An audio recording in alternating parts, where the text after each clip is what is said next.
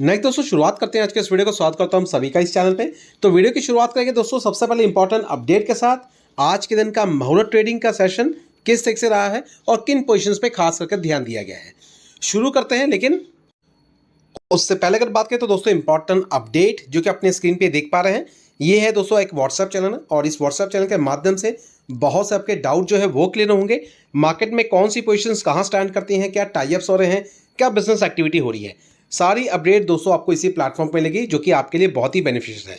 रही बात दोस्तों डोमेस्टिक्स लेवल, नेशनल, इंटरनेशनल, हर एक खबरें जो कि स्टॉक मार्केट से रिलेट करती हैं सारी आपको इसी प्लेटफॉर्म पर मिलेगी जो कि आपके लिए बहुत इंपॉर्टेंट है। तो ज़रूर ध्यान दीजिए। इसके लिए करना क्या है, नीचे दिए डिस्क्रिप्शन बॉक्स में आपको इसका लिंक मिल जाएगा, लिंक पे क्लिक करें और इस चैनल को फॉलो करें।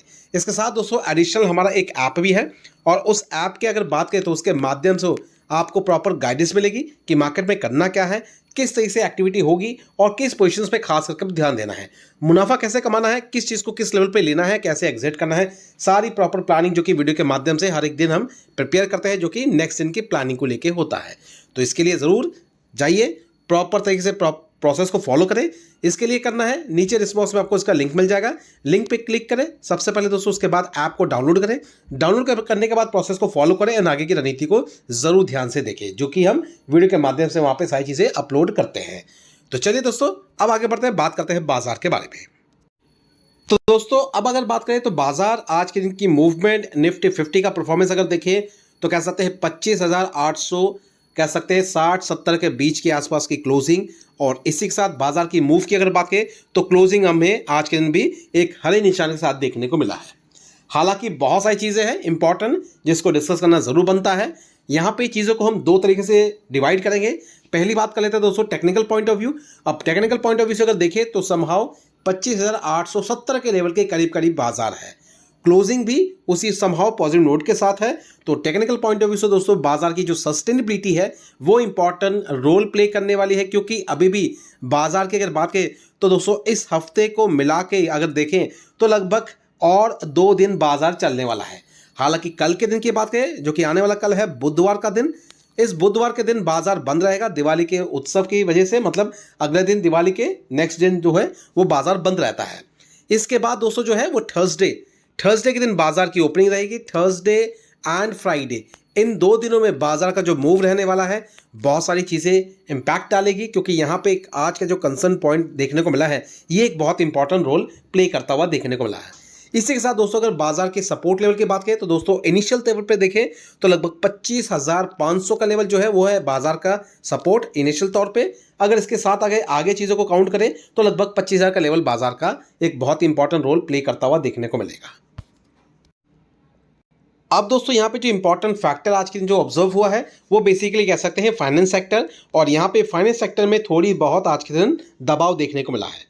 खास करके दोस्तों जो बेसिकली निफ्टी 50 के स्टॉक्स हैं उनमें थोड़ी बहुत आपको सस्टेनेबिलिटी देखने को मिली है, मतलब बहुत ही माइनर सा चेंज। अब इस बिना पे अगर देखें तो देख सकते हैं HDFC बैंक का परफॉर्मेंस 0.24%, ICICI बैंक की बात करें तो लगभग 0.72% की गिरावट, मामूली सी गिरावट। और इसके साथ अगर बात करें तो दोस्तों अदर जो बैंक है PSU बैंक जैसे सेंट्रल बैंक की बात कर ले, सिटी यूनियन बैंक की बात कर ले, ये सारे बैंक जो है एक नॉर्मल इनलाइन पोजीशन के साथ ही क्लोज होते हुए देखने को मिले हैं। तो आज के दिन का जो मोमेंटम्स रहा है बाजार को लेके कह सकते हैं बहुत ही ज़्यादा सेटिस्फैक्टरी, क्योंकि लोगों के मन में बहुत बड़ा उत्सव था बाजार को लेके आज के दिन। क्योंकि मुहूर्त ट्रेडिंग के टाइम पे अगर हम देखें तो मार्केट को लेके काफ़ी लोगों के मन में एक शंका है कि बाजार मुहूर्त ट्रेडिंग में बहुत ही रॉकेट तरह बनता है, मगर समहाउ अगर देखें तो आज के दिन का बाजार का जो मूव रहा है वो समहाउ ठीक ठाक ही देखने को मिला है, ना ही कोई बहुत ज़्यादा पॉजिटिव और ना ही कोई बहुत ज़्यादा नेगेटिव। और दोस्तों अगर हम सेक्टोरल इंडाइसेस के हिसाब से अगर देखें तो बाजार की जो क्लोजिंग है बहुत ही माइनर सी चेंज के साथ क्लोज हुई है। ऑटो सेक्टर की जहां बात करें तो 0.16% पॉजिटिव में। बैंक निफ्टी में यहाँ पे दोस्तों आपको देखने को मिलेगा माइनस सा चेंज जो कि नेगेटिव फॉर्म में है 0.04%। निफ्टी कमोडिटी की बात करें तो 0.15, निफ्टी PSE की बात करें तो 0.07। इसके साथ एनर्जी की बात करें, IT की बात करें, मीडिया की बात करें, मेटल की बात करें, हर एक सेगमेंट में आपको एक बहुत ही माइनर सा चेंज देखने को मिलेगा। इसके साथ दोस्तों अगर निफ्टी PSU बैंक्स की बात करें तो यहाँ पे भी 0.06% की माइनर नेगेटिव की पोजीशन के साथ है। तो कुल मिला के मार्केट आज का दिन बहुत ही नॉर्मल रहा है, कोई बहुत बड़ा कह सकते हैं तेज़ी या फिर बहुत बड़ी नेगेटिव चीज़ें देखने को नहीं मिली है। अब इससे क्या अंदाज़ा मिलता है कि इससे अंदाज़ा मिलता है कि मार्केट में जो खबरें हैं वो ठीक ठाक है, कोई बहुत बड़ी ना ही नेगेटिव है ना ही कोई बहुत ज़्यादा पॉजिटिव चीज़ें हैं। अब कुल मिला के दोस्तों बाजार की जो अब ओपनिंग होने वाली है कल छोड़ के परसों के दिन होगी, थर्सडे के दिन। अब यहाँ पे दोस्तों कुछ इंपॉर्टेंट प्लानिंग्स के हिसाब से हमें चीज़ों को लेकर आगे चलना है, तो कुछ रिपोर्ट के हिसाब से कुछ और भी बातें जो है बाजार की नज़रों में रहने वाली है। अब दोस्तों अगर बात करें नेक्स्ट सेगमेंट है गोल्ड एंड सिल्वर। अब इस गोल्ड एंड सिल्वर मार्केट को लेकर देखें तो बहुत सारे चेंजेस देखने को मिल रहे हैं। यहाँ पे जिस तरीके से प्राइसेस इंक्रीज हो रहे हैं गोल्ड को लेके, बाजार में बहुत सारी खबरें भी सुनने को मिल रही हैं। हालांकि बात करें तो सरकार के दायरे में आते हुए अगर देखें तो हॉलमार्क एक ऐसा माध्यम है जिसके माध्यम से प्योरिटी को लेके सारी चीजें जज की जाती है, स्पेशली ज्वेलरी सेगमेंट को लेके। तो गोल्ड सेगमेंट को लेकर देखें तो जिस तरह से प्राइसेस इंक्रीज हुए हैं वहां पे प्राइस ज़्यादा देने की वजह से कह सकते हैं बहुत से लोगों के पहुंच से बाहर हो चुका है। अब इसी के चलते गवर्नमेंट ने एक नया सेगमेंट इंट्रोड्यूस किया है जो कि 9 कैरेट गोल्ड को लेके है। हॉलमार्क की अगर बात करें तो इस चीज़ को लेकर पहले ही बातचीत हो रही थी, चल रही थी। अब इस फेस्टिवल सीजन में देखें तो दोस्तों ये 9 कैरेट का जो सेगमेंट है ये काफ़ी ज़्यादा पॉपुलर होता हुआ देखने को रहा है। एक तो पहली बात है दोस्तों 9 कैरेट के हिसाब से अगर देखें तो ये चीज़ें क्यों इंट्रोड्यूस की गई है, ताकि गोल्ड को अफोर्डेबल बनाया जा सके और जो आम लोगों के पहुंच से बाहर है उसको दायरे में लाया जा सके। अब ऐसा तो है नहीं कि आज के दिन अगर हम देखें तो गोल्ड का प्राइसेस यहीं थम जाएगा या फिर इस चीज़ को इंट्रोड्यूस करने के बाद इससे बाद गोल्ड के प्राइसेस नहीं बढ़ेंगे, बिल्कुल नहीं। चीज़ें अभी भी आगे जाएंगी। मार्केट में लेकर देखें तो शॉर्टेज से रिलेटेड बहुत सारी चीज़ें सुनने को मिल रही हैं, चाहे वो गोल्ड को लेकर बात करें या फिर सिल्वर को लेकर बात करें। और जहाँ पे अगर कोई भी सेगमेंट दो तरीके से यूज़ होता हो तो उस चीज़ को लेकर देखें तो बाजार में उसकी अवेलेबिलिटी और भी ज़्यादा क्राइसिस में रहती है, जिसकी वजह से उसके प्राइसेस इंक्रीज होते हैं। अब मैं ये बात जो कर रहा हूँ ये बेसिकली कर रहा हूँ सिल्वर को लेके। तो गोल्ड को लेके तो हमने देख ली बातें, सिल्वर को लेकर बात करें तो दोस्तों कह सकते हैं इंटरनेशनल मार्केट में अभी भी कहूँगा इसकी शॉर्टेज टाइप की चीज़ें देखने को मिल रही हैं। अभी फिलहाल गिरावट ज़रूर है। अगर हम टॉप लेवल से देखें तो लगभग 12 से लेकर 14 या 15% के आसपास गिरावट हुई है, मगर सेगमेंट के हिसाब से देखिए जो टारगेट है सिल्वर को लेके देख सकते हैं दोस्तों यहाँ पे मोतीलाल ओसवाल की तरफ से दोस्तों बिग प्रेडिक्शन की गई है बेसिकली सिल्वर को लेके।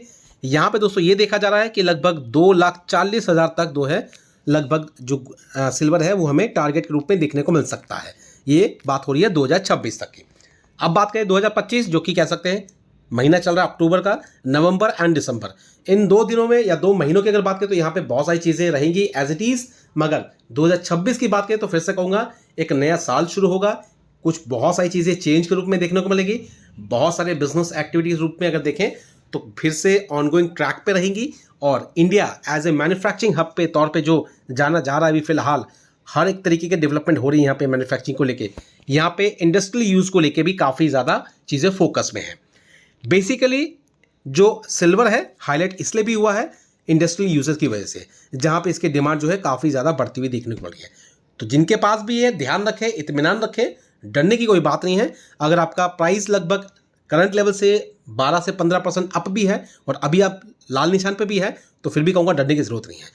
निश्चिंत होकर होल्ड करें। आने वाले 6 महीने की जो प्रेडिक्शन है वो काफ़ी बेहतर है, इसलिए इस पे ज़्यादातर फोकस करें एंड नेगेटिव होने की ज़रूरत नहीं है। पैनिक में आके किसी भी तरीके का नेगेटिव एक्शन लेने की कोई भी ज़रूरत नहीं है। तो ध्यान रखें, खास करके वैसे भी आप चैनल से जुड़े हैं तो आपको इसके बारे में proper update time to time मिलता रहेगा। अब दोस्तों जो नेक्स्ट अपडेट है बेसिकली कह सकते हैं उन कंपनीज के लिए ज़्यादा बेहतर है जो कि बेसिकली आईटी फील्ड्स में काम करती हैं। यहाँ पे कंसर्न पॉइंट क्या है, यहाँ पे बहुत सारी चीज़ें यहाँ पे डिफरेंस के रूप में प्रॉपर क्लैरिटी के साथ देखने को मिल रही हैं। खास करके दोस्तों अगर बात करें तो H1B वीज़ा को लेके फर्दर जो क्लैरिफिकेशन देखने को मिल रही है टीम की तरफ से, जो टर्म की टीम है इनकी तरफ से ये क्लैरिफाई किया गया है कि जो $1 लाख के आसपास का जो फीस चार्ज किया जाएगा ये किन पे किया जाएगा। और यहाँ पे बहुत सारी कन्फ्यूजन जो पहले थी अब वो समहाउ क्लियर होती हुई चीज़ें नजर आ रही हैं। अब यहाँ पे देखें तो दोस्तों इंपॉर्टेंट जो चेंज नजर आया है, अब कह सकते हैं सिर्फ हम इंडिया की बात नहीं कर रहे हैं, जितने भी कंट्री से ऑलरेडी जो स्टूडेंट यूएस में पढ़ रहे हैं और उसके बाद वो कह सकते हैं कन्वर्ट हो जाएगा H1B वीज़ा के लिए, बेसिकली उनको किसी भी तरीके के इस प्रोग्राम में पार्टिसिपेट करना नहीं होगा। मतलब किसी तरीके की जो $1 लाख की जो फीस है उन पे वो इम्पोज नहीं किया जाएगा। देख सकते हैं the recent international college graduates who are sponsored for H1B visa status while in the US won't be subjected already US में हैं, पढ़ रहे हैं, ग्रेजुएट्स हैं, जिनको स्पॉन्सर किया गया H1B वीज़ा के लिए, वो इस चीज़ के लिए एप्लीकेबल नहीं होंगे। अब रही बात एप्लीकेबल कौन होगा, ना ही वो एप्लीकेबल होंगे जो यूएस में ऑलरेडी काम कर रहे हैं। एप्लीकेबल वो होगा जो फ्रेश तौर पे कह सकते हैं आउटसाइड यूएस से यूएस आने की एप्लीकेशन डालेगा, वो बेसिकली इस चीज़ को लेके लायबल होगा। और जो कि आप देख सकते हैं यहाँ पे भी देखने को मिलेगा, एजेंसी की तरफ से जो स्पेसिफाई किया गया है, देख सकते हैं, worker outside the US for workers who must leave the US before a petition is adjusted will be subjected to the fee. अब ये कंसर्न यहाँ पे पूरी प्रॉपर तरीके से क्लियर हो चुका है। जो पहली बार जाएगा, जो अभी तक यूएस नहीं पहुंचा हुआ है या वहाँ पे रह के काम नहीं कर रहा है, जो जाना है जिसको यूएस काम करने के लिए, उनके लिए सारी चीज़ें एप्लीकेबल होंगी। एग्जिस्टिंग्स के लिए कोई एप्लीकेशन या फिर स्टूडेंट के लिए भी कोई ऐसी एप्लीकेशन नहीं रहने वाली है। तो जो भी कन्फ्यूजन था वो इस बात से ज़्यादा जो है क्लियरिटी हो चुकी है। अब इससे क्या फ़ायदा होगा, इससे ये फ़ायदा होगा कि जितनी भी आईटी फील्ड्स में जो कंपनियां हैं, ज़्यादातर हायरिंग किन की करेगी, अपने जॉब में उनको हायरिंग करेंगे जो ऑलरेडी वहाँ पे स्टडी कर रहे हैं, कॉलेज से उनको पिक करेगी, जैसे हम कैंपस कहते हैं, कैंपस सिलेक्शंस कहते हैं, कैंपस सिलेक्शंस के माध्यम से ये सारी चीज़ें होंगी। तो कहने का मतलब है कंपनीज पे अभी भी डेंट नहीं पड़ेगा। जो भी ये कह रहा था कि इस वजह से या इस कंसर्न की वजह से बाजार में उन कंपनीज को लेकर डेंट पॉइंट रहेगा जो कि इस चीज़ को मतलब काम करती है। मतलब जो भी इंडियन कंपनीज हैं बेसिकली जिनके वर्कर्स काम करने जाते हैं बाहर, उनके लिए खास करके नेगेटिव पॉइंट्स है। नेगेटिव पॉइंट दोस्तों वर्कर्स के लिए तब है अगर वो काम ऑलरेडी नहीं कर रहा है यूएस में और वो पहली बार जाएगा, उनके लिए है। जो ऑलरेडी वहाँ पे उनके लिए ऐसा कोई भी डेंट पॉइंट नहीं है। तो क्या होगा कि दोस्तों कंपनियां उन एम्प्लॉयज़ को भेजेगी ही नहीं यूएस में। कंपनी क्या करेगी, वहीं से एम्प्लॉयज़ जो ऑलरेडी काम वहाँ पे कर रहे हैं या फिर जो ऑलरेडी कह सकते हैं अपने कैंपसिंग कंप्लीट कर रहे हैं, लास्ट कॉलेज ईयर का जो है जो कह सकते हैं ईयर जो है कंप्लीट कर रहे हैं, उनको वो हायर करेंगे इसके प्रॉपर सॉल्यूशंस के लिए। तो ये प्रॉपर तरीके से क्लैरिटी है। तो इस वजह से हमें किस स्टॉक्स पे ज़्यादातर ध्यान देना है, जितने भी आईटी कंपनीज हैं उन पर नजर रखना है, प्रॉपर डिटेलिंग देखनी है, उस पर नंबर्स कंपनी के कैसे आते हैं उसको भी प्रॉपर तरीके से वेरीफाई करना है, एंड नंबर्स आने के बाद ही किसी तरीके का एक्शन हमें लेना है। तो चलिए दोस्तों, फिलहाल मुझे लगता है ये सारी प्रॉपर क्लैरिटी हो चुकी होगी आज के दिन के हिसाब से। और बाजार का मूव आज कैसा रहा ये बहुत इंपॉर्टेंट रहा है, जो कि हमने पूरी प्रॉपर तरीके से डिटेलिंग करी है। इसके बाद जो नेक्स्ट वीडियो आने वाला है वो दोस्तों हमारे ऐप में आएगा, ज़रूर उसको देखिए, जो कि आपकी प्रॉपर डेवलपमेंट और प्रॉपर जानकारी लिए बहुत इंपॉर्टेंट है, इसलिए ज़रूर एक्सेस लें।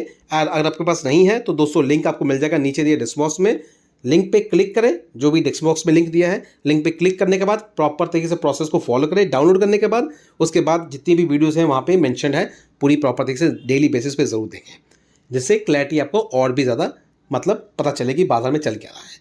तो वीडियो यहाँ पे वाइंड अप करते हैं, मिलते हैं दोस्तों अपने नेक्स्ट वीडियो में। Thank you for watching and bye bye.